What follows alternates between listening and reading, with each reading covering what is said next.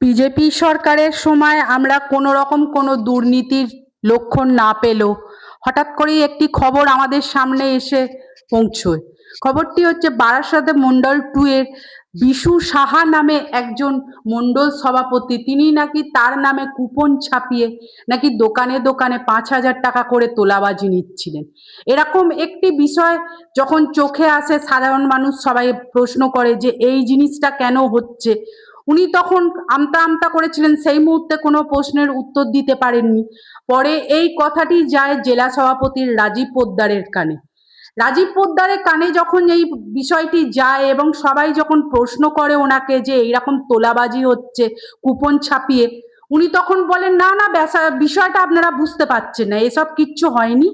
আসলে আমাদের নতুন করে প্রশিক্ষণ শুরু হয়েছে, তো সেই প্রশিক্ষণ শুরু হওয়াতে আমাদের মানে এটা একটা ভুল হয়ে গেছে। উনি তো আমতা আমতা করছেন, উনি কোনো সঠিক উত্তর দিতে পারেননি, কারণ ওনার কাছে সেই মুহূর্তে কোনো সঠিক উত্তর নেই। উনি কি দেবেন? উনি সেই মুহূর্তে কি উত্তর দেবেন? উনি নিজেকে সামলে নিয়ে বলেন যে আমরা ওই মণ্ডল সভাপতিকে ডেকেছি এবং তাকে ওয়ারেন্ট দিয়েছি যে যাতে সে ভবিষ্যতে এই ধরনের কাজ না করে, এবং তাকে লিখিত একটি চিঠিও পাঠানো হয়েছে যাতে ভবিষ্যতে এ ধরনের কাজ কোনোদিনও না করে। কিন্তু দলের বা সভাপতির যদি মদত না থাকে, একটা সাধারণ জেলা মণ্ডল সভাপতি তিনি কি এই কাজ করতে পারে? এটা সাধারণ মানুষের প্রশ্ন। কিন্তু সভাপতি, জেলা সভাপতি, উনি বলেন না এই বিষয়টা আমরা কিছুই জানতাম না, উনি ওনার নিজের মতো করে এই বিষয়টা করেছে, আমরা এ বিষয়ে কিচ্ছু জানতাম না, ওনাকে বারণ করে দেবো যাতে ভবিষ্যতে এরকম না করে, ওনাকে চিঠিও দেওয়া হবে। এই বলে তিনি তার সেই মুহূর্তে দায় এড়িয়ে গেছেন এবং কথা বলার সময় উনি আমতা আমতা করছিলেন।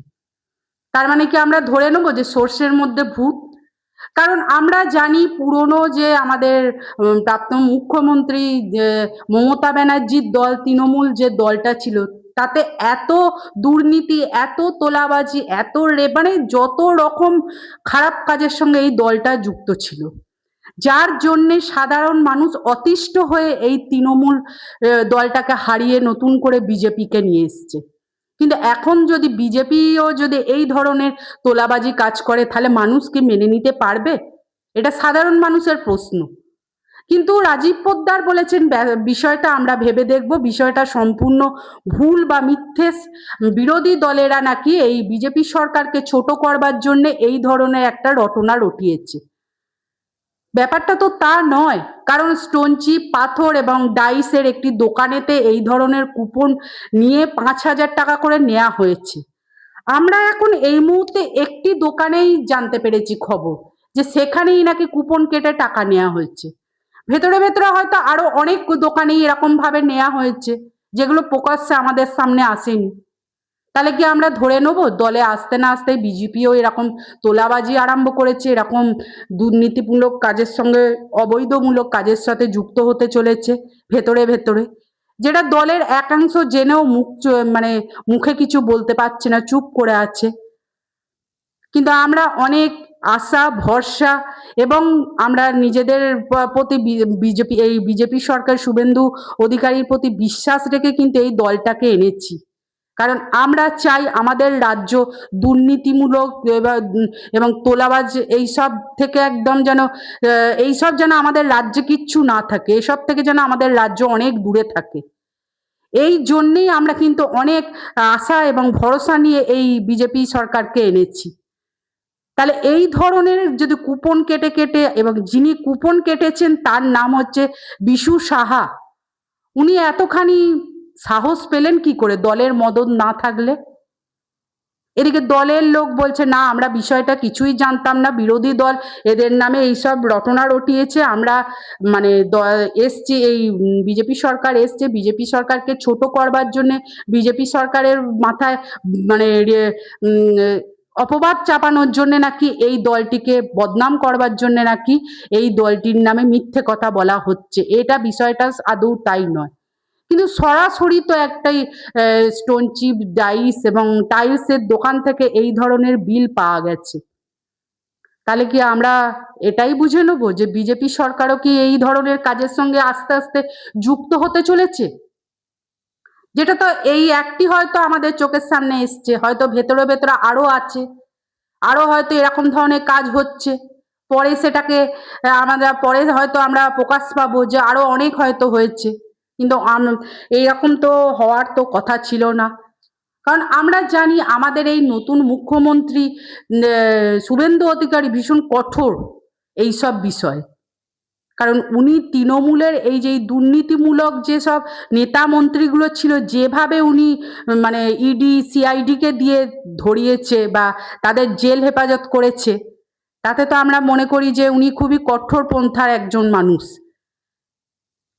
এই বিজেপি রাজ্যে যদি এরকম দুর্নীতি আসে তাহলে আমরা কোথায় যাব?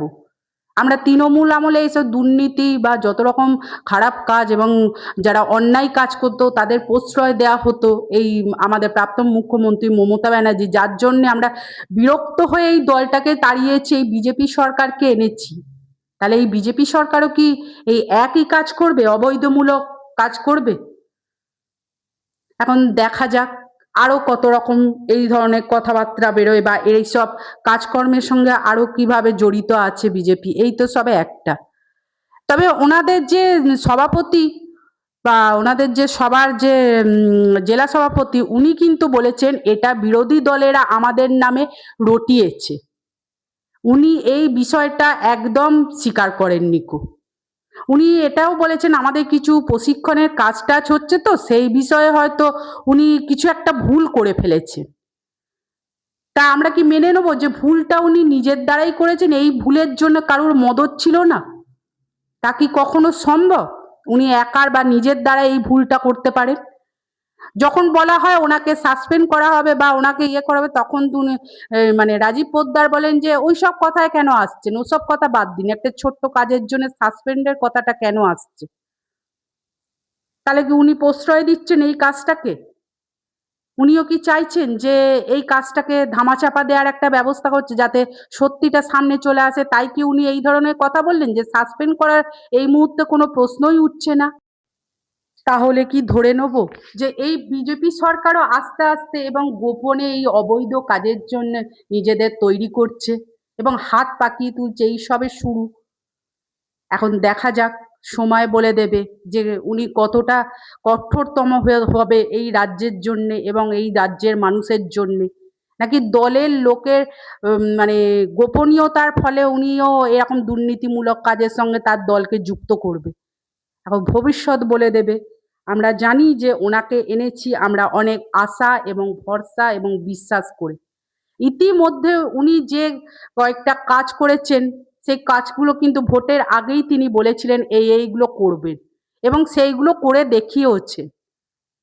এবং এই রাজ্য থেকে দুর্নীতি বা কোনো অবৈধ কাজ যে উনি এখানে করতে দেবেন না এই রাজ্যে, সেটাও কিন্তু উনি বলেছিলেন। ওনারই ভোটে আসার আগে এই কথাগুলো বলেছিলেন। যার জন্য জনতা ভরসা এবং বিশ্বাস রেখেই ওনাকে এই ওনার এই মুখ্যমন্ত্রী হিসাবে ওনাকে আমাদের রাজ্যে এনেছেন। এখন দেখা যাক এই দল কি করে, কতটা আমাদের মাননীয় মুখ্যমন্ত্রী শুভেন্দু অধিকারীকে কতখানি উপহার দেন, এই দুর্নীতিমূলক কাজ থেকে এই রাজ্যটাকে কিভাবে বাঁচায়, আমরা সেটা দেখতে চাই।